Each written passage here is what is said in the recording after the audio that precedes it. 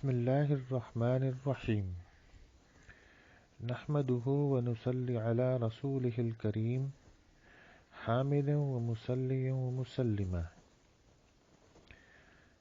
گزشتہ تعلیم میں رمضان المبارک کی فضیلت کے حوالے سے ایک طویل حدیث تلاوت کی تھی، ایک طویل حدیث پڑھی تھی۔ آج کی تعلیم میں اسی حدیث کے حوالے سے ہم تشریح کو سنیں گے۔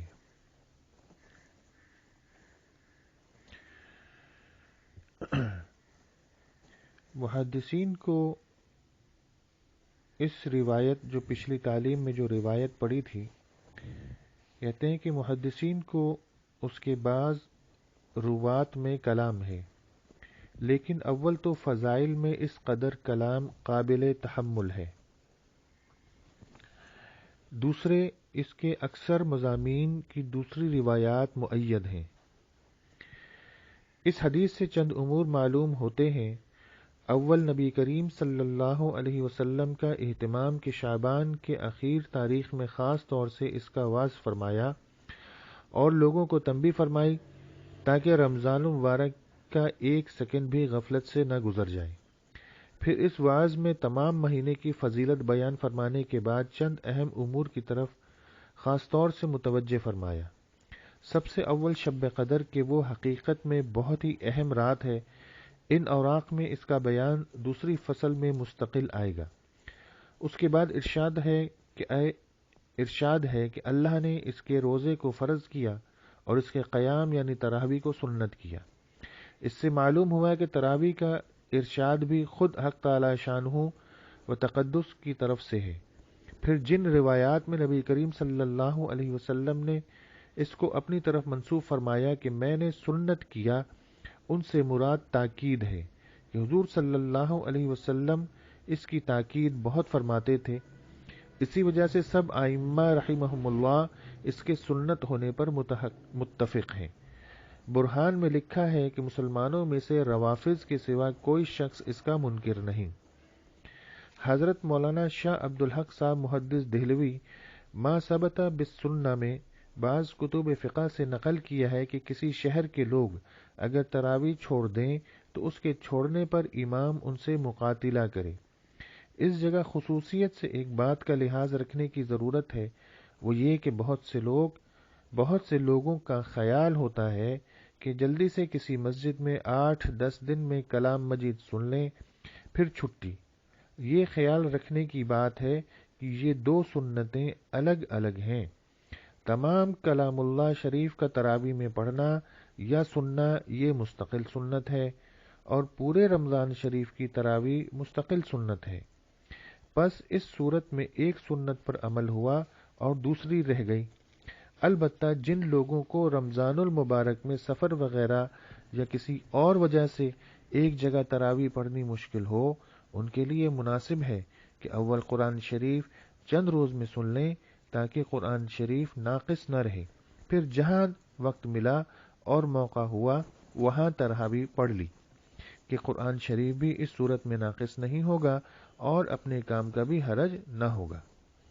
حضور صلی اللہ علیہ وسلم نے روزے اور تراویح کا ذکر فرمانے کے بعد عام فرض اور نفل عبادات کے اہتمام کی طرف متوجہ فرمایا کہ اس میں ایک نفل کا ثواب دوسرے مہینے کے فرائض کے برابر ہے اور اس کے ایک فرض کا ثواب دوسرے مہینوں کے 70 فرائض کے برابر ہے۔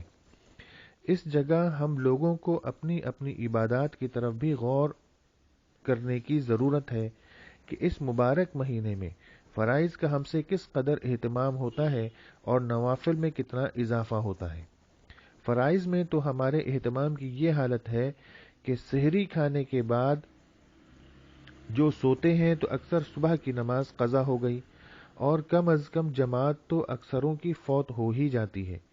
گویا سحری کھانے کا شکریہ ادا کیا کہ اللہ کے سب سے زیادہ محتم بالشان فرض کو یا بالکل قضا کر دیا یا کم از کم ناقص کر دیا کہ بغیر جماعت کے نماز پڑھنے کو اہل اصول نے ادائے ناقص فرمایا ہے، اور حضور اکرم صلی اللہ علیہ وسلم کا تو ایک جگہ ارشاد ہے کہ مسجد کے قریب رہنے والوں کی تو گویا نماز بغیر مسجد کے ہوتی ہی نہیں۔ مظاہر حق میں لکھا ہے کہ جو شخص بغیر عذر کے بدون جماعت نماز پڑھتا ہے اس کے ذمے فرض تو ساقط ہو جاتا ہے مگر اس کو نماز کا ثواب نہیں ملتا۔ اسی طرح دوسری نماز مغرب کی بھی جماعت اکثروں کی افطار کی نظر ہو جاتی ہے، اور رکعت اولا یا تکبیر اولا کا تو ذکر ہی کیا ہے۔ اور بہت سے لوگ تو عشاء کی نماز بھی تراویح کے احسان کے بدلے میں وقت سے پہلے ہی پڑھ لیتے ہیں۔ یہ تو رمضان المبارک میں ہماری نماز کا حال ہے جو اہم ترین فرائض میں ہے کہ ایک فرض کے بدلے میں 3 کو ضائع کیا۔ یہ 3 تو اکثر ہیں، ورنہ ظہر کی نماز قیلولے کی نظر اور عصر کی نماز افطاری کا سامان خریدنے کی نظر ہوتے ہیں، آنکھوں سے دیکھا گیا ہے۔ اسی طرح اور فرائض پر آپ خود غور فرما لیں کہ کتنا اہتمام رمضان المبارک میں ان کا کیا جاتا ہے، اور جب فرائض کا یہ حال ہے تو نوافل کا کیا پوچھنا۔ اشراق اور چاش تو رمضان المبارک میں سونے کی نظر ہو ہی جاتے ہیں، اور اوابین کا کیسے اہتمام ہو سکتا ہے جبکہ ابھی روزہ کھولا ہے، اور آئندہ تراویح کا سہم ہے، اور تہجد کا وقت تو ہے ہی عین سحری کھانے کا وقت، پھر نوافل کی گنجائش کہاں۔ لیکن یہ سب باتیں بے توجہی اور نہ کرنے کی ہیں کہ تو ہی اگر نہ چاہے تو باتیں ہزار ہیں۔ کتنے اللہ کے بندے ہیں کہ جن کے لیے انہی اوقات میں سب چیزوں کی گنجائش نکل آتی ہے۔ میں نے اپنے آقا، اپنے شیخ حضرت مولانا خلیل احمد صاحب نور اللہ مرقدہ کو متعدد رمضانوں میں دیکھا ہے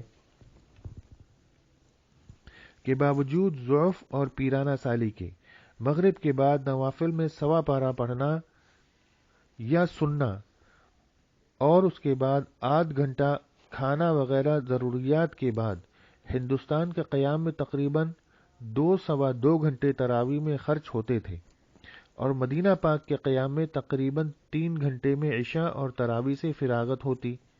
اس کے بعد آپ حسب اختلاف موسم 2-3 گھنٹے آرام فرمانے کے بعد تہجد میں تلاوت فرماتے، اور صبح سے نصف گھنٹہ قبل سحر تلاوت فرماتے۔ اس کے بعد سے صبح کی نماز تک کبھی حفظ تلاوت فرماتے اور کبھی اوراد وظائف میں مشغول رہتے۔